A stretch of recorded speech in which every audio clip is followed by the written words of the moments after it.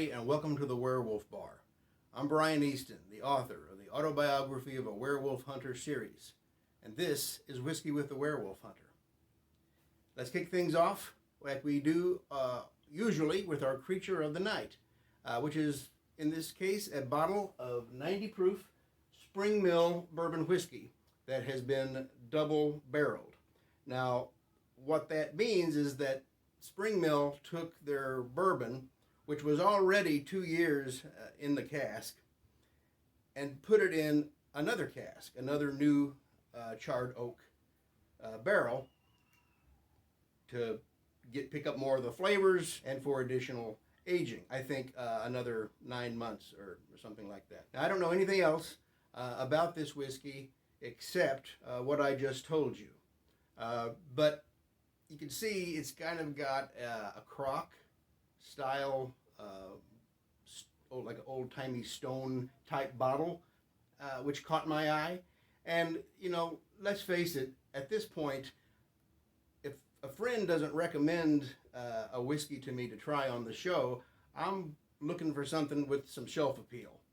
And this caught my eye, and so we're going to give it a try.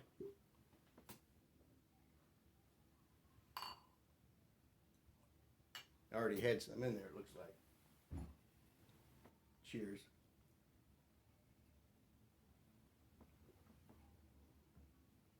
Okay, so that's good.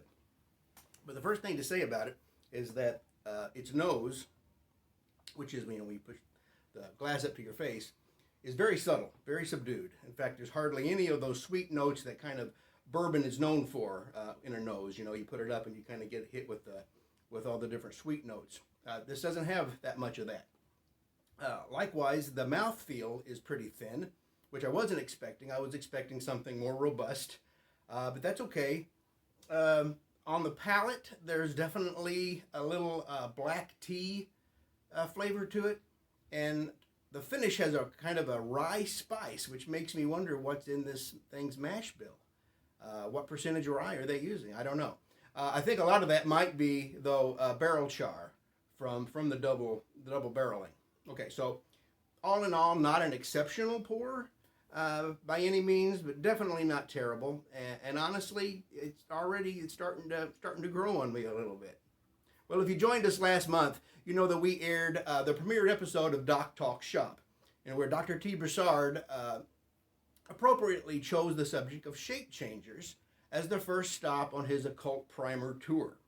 I talked to Doc after the show, and we decided that it would better serve the subject matter and the listeners, as well as myself, if we took some time and broke down the shape-changing traditions out there, some of them, and brought those to you on a month-by-month basis. He thought it was a good idea as well, so that's what we're going to do. So last time, Doc talked to you about the leopard men and about their history and African cultural significance.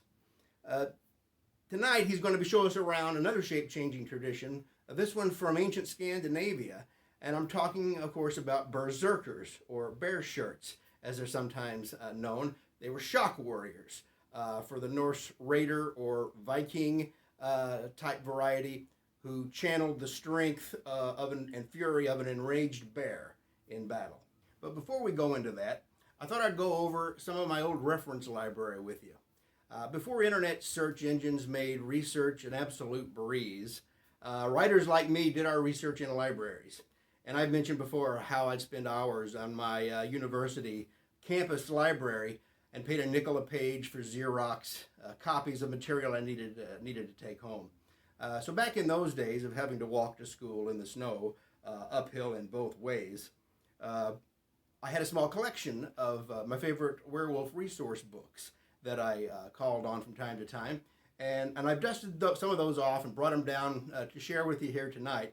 Now, these are considered nonfiction books about werewolves, as opposed to novels like Gary Bradner's The Howling or S.P. Sumtow's Moondance, or my own novels.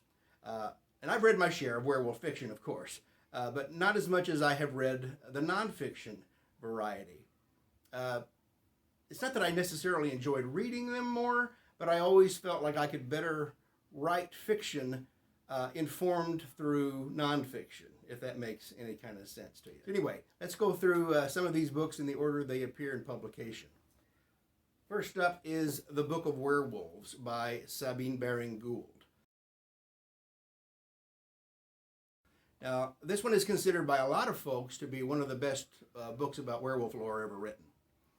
It was written in 1865 by Sabine Baring-Gould, who was a preeminent novelist and songwriter of his time.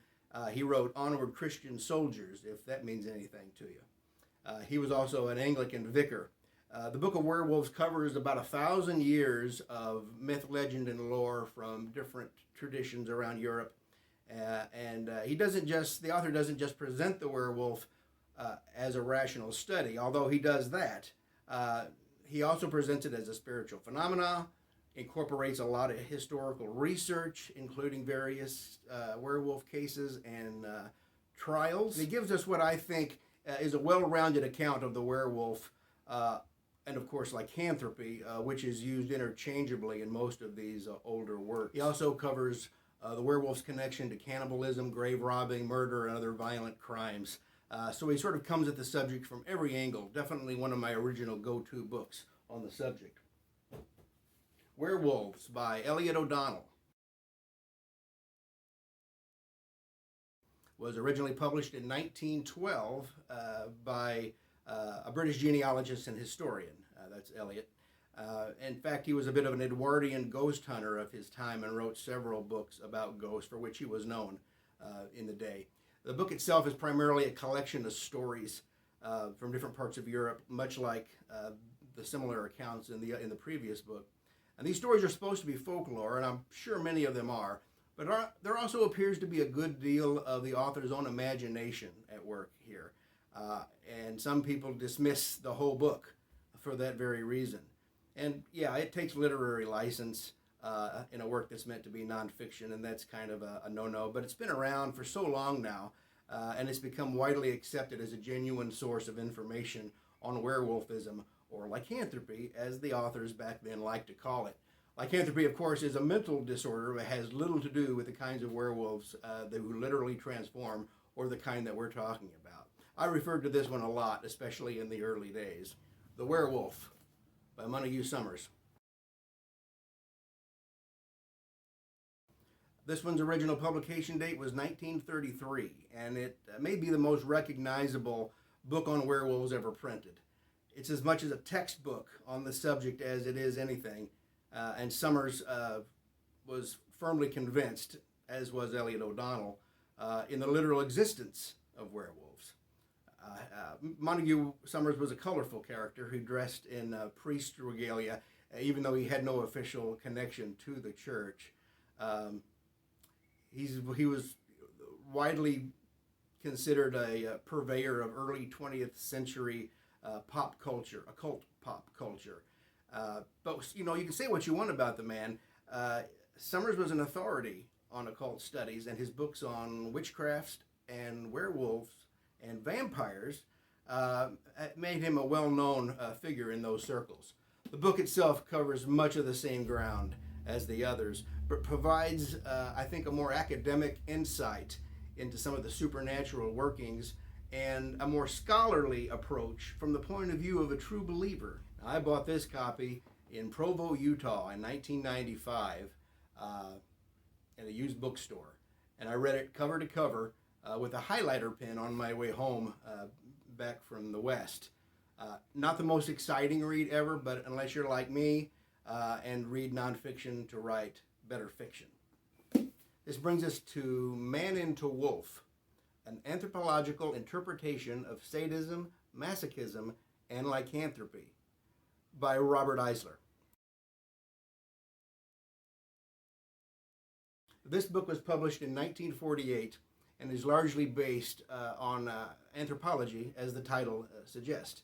There's a lot going on in these pages, but the thing that has always made this a good resource for me is that its premise of lycanthropy, again used interchangeably, as stemming from prehistoric man dressing in the skins of wolves or other predatory animals and invoking the totem of beasts of prey, identifying with the wild and the woolly, so to speak. So Eisler also takes a look at ancient cults and sects of various cannibal gods or wolf gods and the mythologies that grew up around them. It's dry reading for sure, but really loaded with the kind of stuff I was looking for at the time. Plus, I was an anthropology major in college, so maybe the book and I just relate to one another. Then you have some very basic primer books like Werewolves by Jim Haskins. You have survey books, collected essays like A Lycanthropy Reader by Charlotte Otten, a survey of werewolf material from the grounded to the fantastic. And then you have encyclopedias like the Werewolf book, which covers everything from shape-shifting beings you've probably never heard of to Hollywood horror films. They all have their use. I'm currently reading this one, She-Wolf, A Cultural History of Female Werewolves, edited by Hannah Priest. So far, this one has been hit and miss for me. I mean, I'm not at all interested in Claudia Wolf from Monster High, regardless of how it might impact she-wolves in popular culture. But I am very interested in learning about the she-wolves of Estonia and the various conventions and folklore surrounding them in that corner of the world. There are also analyses and dissections of some of the oldest literary references to she-wolves and accounts of she-wolves who went to trial back in the day. But there are also discussions about Twilight and she-wolves from other YA paranormal fiction that are simply awash with me. So your mileage may vary depending on what you're looking for and what your interests are. But the good parts of this book are really good and stuff that I've not really found anywhere else. And it's worth the cover price based on those alone.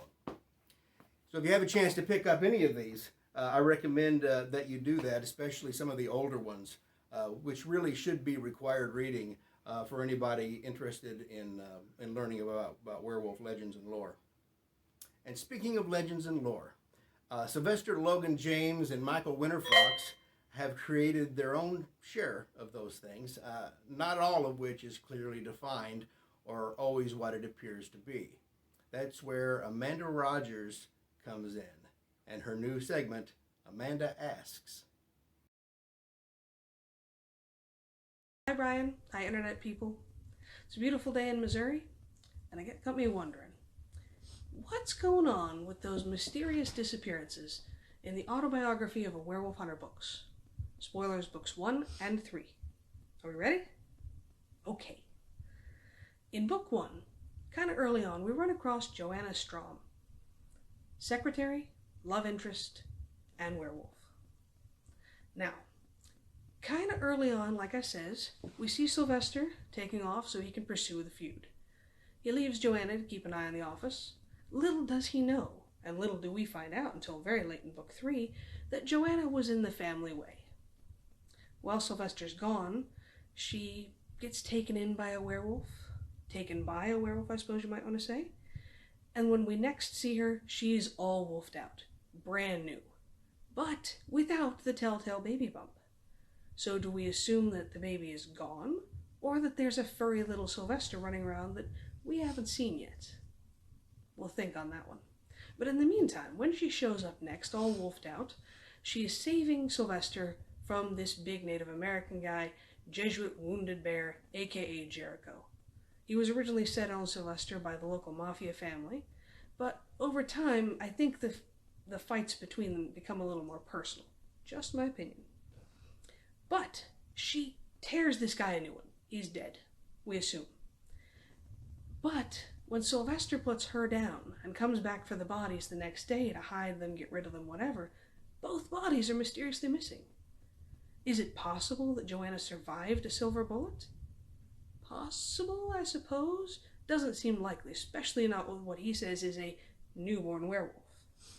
But she ain't there. And Jericho, he's not there either. How do you get torn up by a werewolf and disappear?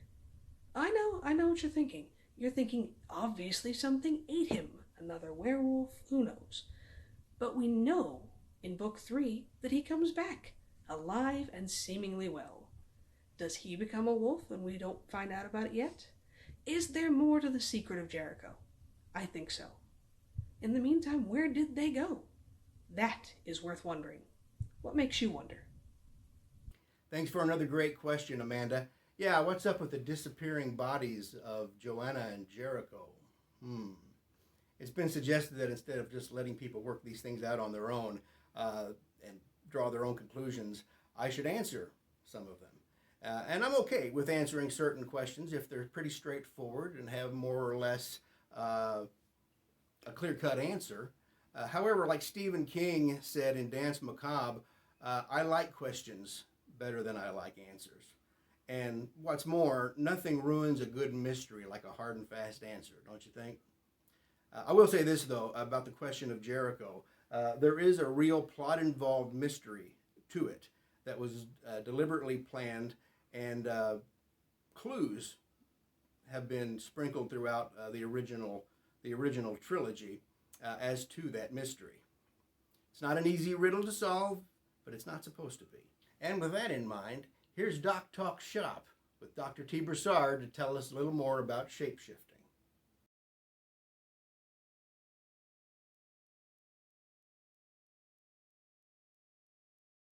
Doc Talk Shop is I, Dr. T. Broussard, and we are continuing our discussion from last month, this month, on the topic parallel to the kind of organization we talked about last time. This time we're going to talk about the Berserkers of Norse history, lore, and mythology. It's important to realize that, like the leopard men of Africa, these Berserkers, these bear shirts of Norse lore and legend, were not made up people. They were a group of warriors devoted primarily to Odin. They were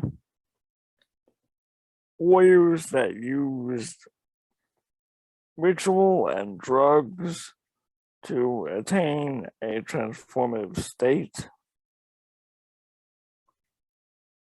And they used all this to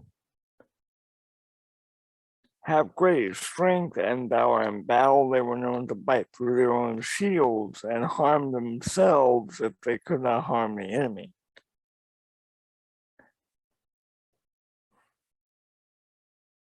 This represents essentially what is a shamanic subset of warrior.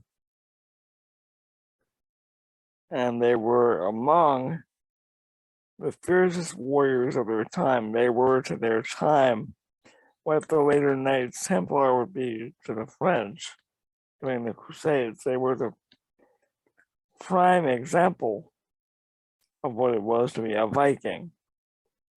It is to be a raider. They were like, you could liken a berserker to a U.S. Marine high on PCP with the full sanction of his government. Unlike the Leopard Men, which were a criminal organization primarily, the Berserker were sanctioned warriors, a society of great men of heroic valor who used the ferocity of a bear to do things no human being should have been able to do.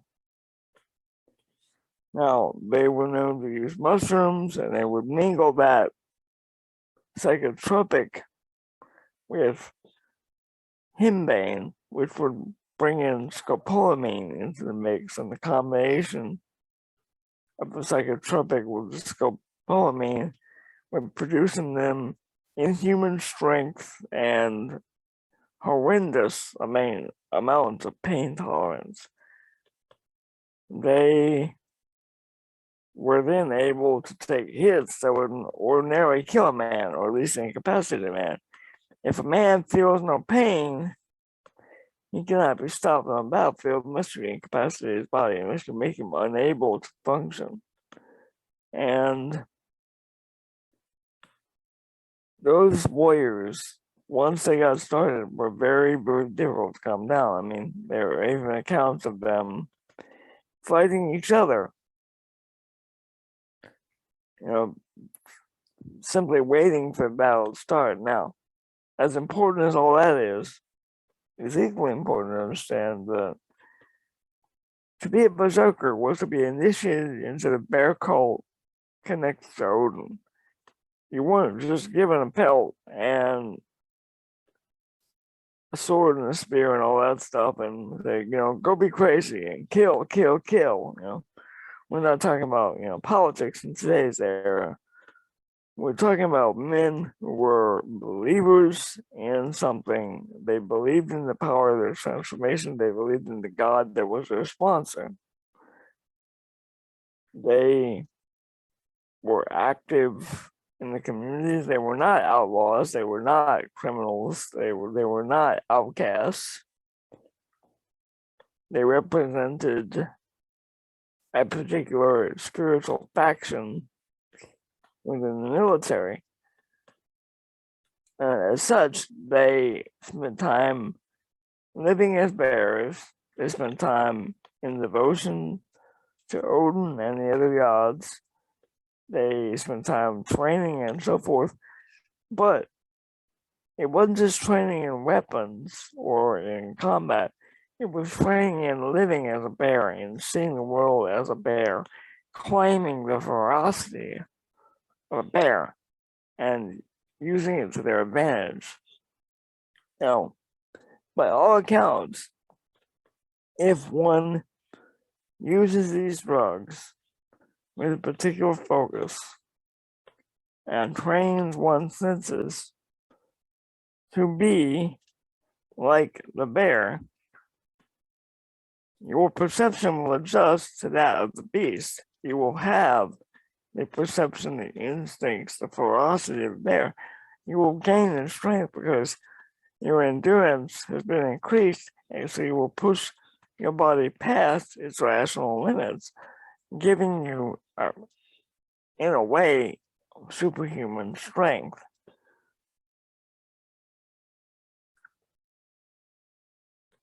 Now, to be clear, the Berserkers were not the only warriors like this. Among the North, they also had the Ulfidnar, which were wolf warriors, and where the Berserkers were like the Marine shock troops going in and killing everyone in sight, the Ulfidnar had all that, but they also involved the stealth and the cunning of a wolf. Now, unlike nature that saw the wolf and the bear at odds, the Norse saw the wolf and the bear as complementary, as both were creatures of Odin, depending on the legend. Some legends, wolf was more Loki. In other legends, the wolf was more Odin. But the bear and the berserker were very specifically Odin, and it really evoked connections between the Norse gods and gods in Eastern Europe, like Valus or Dasbog in regions of Eastern Europe, Slavic lands. And it points to a tradition that goes back to Indo-European roots. When these warrior groups were, not only the spiritual warriors, but the leaders of their clans and their totems became, part of them. So essentially, to face Berserker was to face Mike Tyson having a hallucinatory experience, but to the Berserker himself, he was a bear armed with the gods and with the fury of the gods. And he was going to eat you or kill you at the very least. These men were able warriors. These men were fierce fighters, devoted to their gods, as some people are devoted to their concept of God is today. You know, we can all think of people, groups that are so devoted to their deity that they're willing to kill. So, if we know people like that today, imagine what those same people would be like with the added addition of hardcore shamanic ritual and psychotropic substances, which include elements that are not unlike PCP or angel dust. You know, in other words, not only are they tripping the life fantastic, but they are feeling no pain, and they literally do not have a fuck to give about being hurt. They don't care even if they could feel the pain, because they are, in their minds, possessed by the fury of the gods. And as such, if they got stabbed, if they got cut or pierced in some way, it wouldn't stop them. Yeah. There is one account in which a berserker, in order to be stopped, had to be cut to pieces. And that's more than the average military example of dedication. That is why, following the example of the berserkers, in World War II, there were some on the Axis side of things that gave their troops drugs, and they were hoping to recreate, to some degree, the same experience of the berserkers.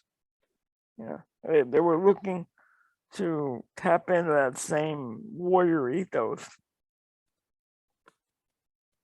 much like the special forces in that same organization became known as the werewolves, and their specialty was stealth and assassination. Now, you're looking at, in both cases, natural pagan ethnic lore, in the case of World War II, being turned to purposes it was not intended for. There was nothing naturally prejudiced in the actual lore of either the Berserker or the Ulfenar. They were warriors, they fought for their people, they fought for their country. But belief in one's country and one's people does not make one a natural enemy of other groups of people. Yeah. And we can see this in the example from last time, because we have the leopard men in Africa, and here we have the berserker in Nordic lands, and we have essentially the same technology, the same processes at work.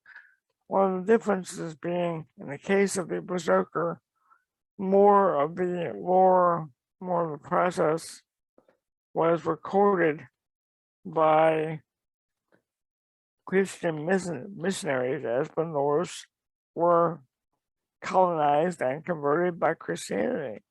Now, a lot of this lore in the hands of the missionaries became demonized, and so the berserker became a kind of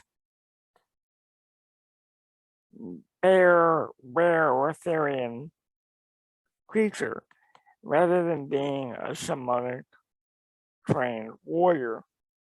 Now, what made the berserkers different than most shamans was they brought a martial quality to their shamanism, which included the mundane sphere. They were not just warriors in a spiritual sense, they were warriors in an actual sense that made use of the spiritual in what they did. In this day and age, it would be hard for us to imagine the ferocity of a bear. We think of a bear as like, Yogi, Boo Boo, and so on. We think of the Care Bears and all this other stuff. We think of kindly creatures. But a pack of wolves in full strength would be very, very hesitant to take on a bear, which should indicate to you the level of power bear possessed, and the berserker saw it to be, and his actions reflected having that power. And these men, and there were only men among the berserkers, sad to say, by modern standards, there were no female berserkers. I know in today's growing ethos, the idea of an all-male warrior society would have been seen as misogynistic, but female warriors among the Norse, shield maidens, their job was to protect the home. They didn't need the ferocity of a bear, they had the ferocity of a mother. And anybody who's been blessed to have a good mother can tell you nothing is more fierce than that. So why would they need the added help of the shamanic ritual? So, something to consider. In closing, I'd like to say that of all the shape-shifting phenotypes out there, the bear has been one of the least developed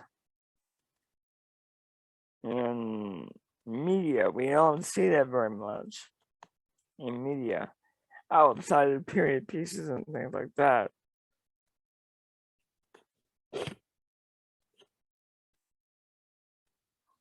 And given that, I'd like to continue actually and mention that you can see an example of a modern idea of what a berserker would be like in a show like Teen Wolf,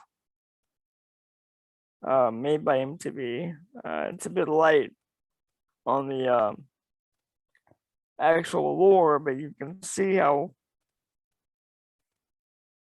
some people imagine a berserker would function in today's circumstances.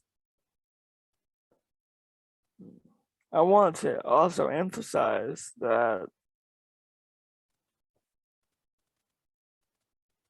a berserker in no account ever worked alone. They worked in groups, they worked for squads.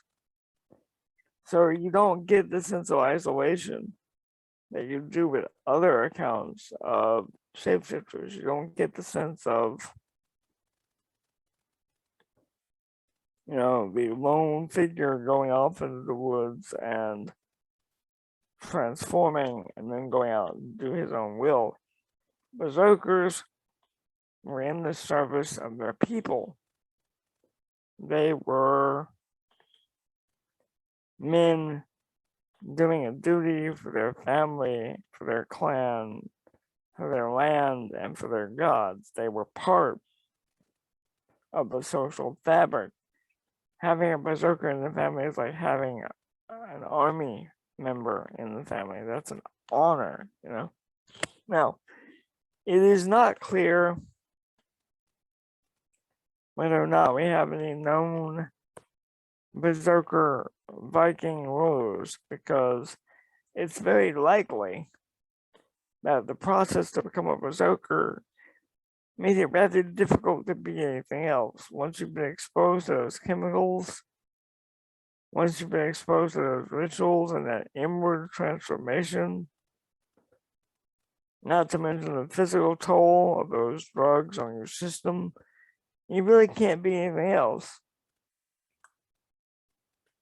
And so, while there is a tendency in some people's minds to want to paint the Berserkers are sort of like bear kings, the lore makes them out to be, as I said, great warriors, but they took the orders, they weren't giving them. They were too busy defeating the enemy to worry about orders. They fought, they died, and some of them seemed to get killed and then seemed to rise up. You know, because like I said, with all the things they were using, they weren't really feeling a lot of pain. So they could keep going way past what the average person could do.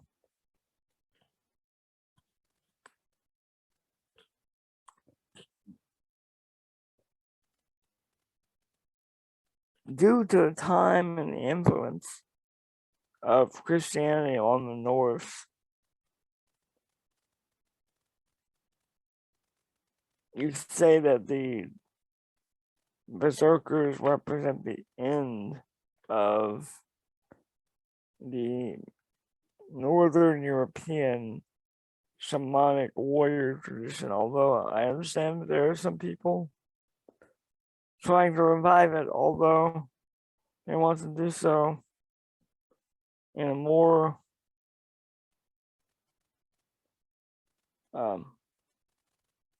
spiritual rather than martial way. They want to bring out the spirit of all that without resorting to behavior that would be thought of as antisocial. Now, a lot of people in the media have painted berserkers as having armor and bear skulls and such, and the actual archaeology indicates that was not the case. You're more likely to see someone wearing a bear pelt with their faces and so forth covered in woad, rather like a kilt. In fact, there's a bit of crossover between minerals and the Celts culturally. So you're going to have a figure essentially naked, save for a pelt, with a shield and an axe or a sword or a hammer. And he's not going to be looking like Thor from the comic books. He's going to be looking like a wild man. This is what you're dealing with. You're dealing with a bear in the shape of a man with the spirit of a bear. You're not dealing with a man. You're dealing with a power that is transcendent what we would think of as normal reality.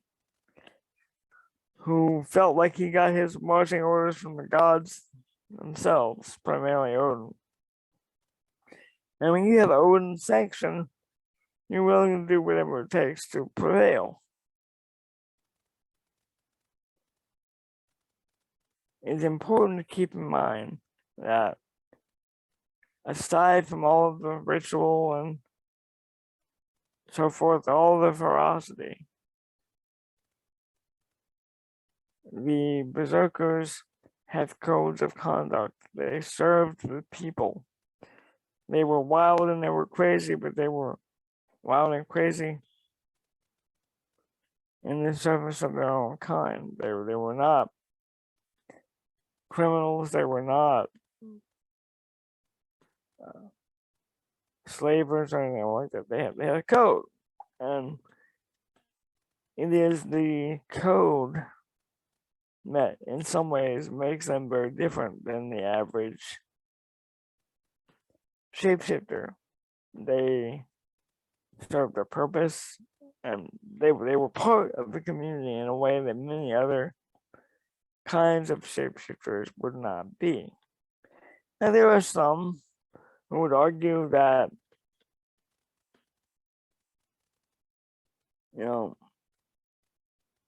being communal creatures, that they were not shapeshifters at all. They were just sort of crazy warriors, and I think that misses the point.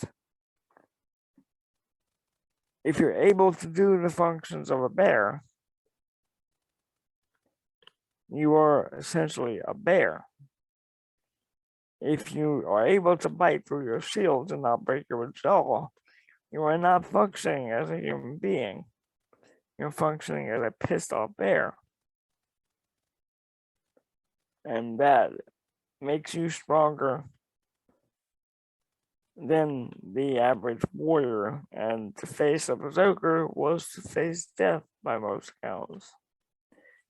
It's no wonder that when Bram Stoker was speaking as Dracula in his novel of the same name, he linked Dracula's fury to the Berserkers because, in spite of the Count's incredible class and polish, his animalistic nature was such that Stoker wanted to associate it with the Berserker. It was that untamed, it was that furious. Yeah. So, while the Berserker itself is not all that documented in media, echoes of it, references to it, can be found. So the shadow of the bear is very clear on the world for those willing to see it. And a careful examination of the symbology of the bear in the north of Europe will show it to be very different than, say, the bear in the Native American mythology, which sees the bear as a kind of teacher and a guide for humanity, you know, in some cases the maker of the world from bid to the moon. And I say that to say this. It is not necessary for bodies of lore around the world to match up. But the fact that we can find the same animals venerated and similar practices around the world, they point to this ritual technology being just that, a technology. A technology to bring about things people needed to survive early on that became a means of revenge and other things in the future. With all this being said, I feel like the Berserkers have not yet seen their last, whether it's in a book, or a movie, or another TV show, because a totem as strong as the bear is not going to stay in the collective unconscious quietly very long. And on that note, I would like to say thank you again to Brian P. Easton. And this has been Doc Talk Shop as part of Whiskey with the Werewolf Hunter. Be on the lookout for the lunar eclipse. And always mind the moon.